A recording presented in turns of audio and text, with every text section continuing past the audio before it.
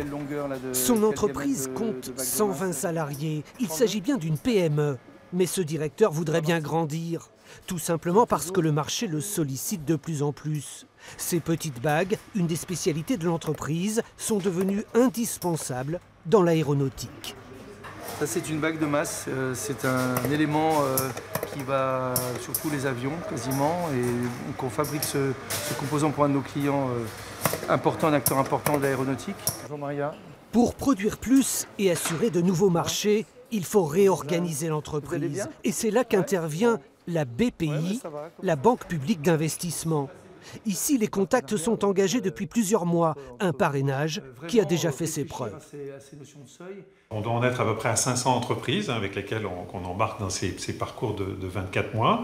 On a pu constater que pendant les 2 ans du programme, la croissance de leur chiffre d'affaires était de plus 29% de chiffre d'affaires. Et la croissance de leurs effectifs, plus 36%, autrement dit, ils ont rajouté un tiers.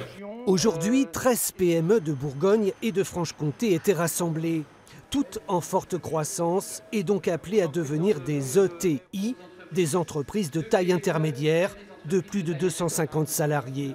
Pour ce chef d'entreprise jurassien, il y a urgence. On est trop petit parce qu'on est dans les grands donneurs d'ordre, des sociétés comme Airbus, comme PSA, comme Renault, des grandes sociétés.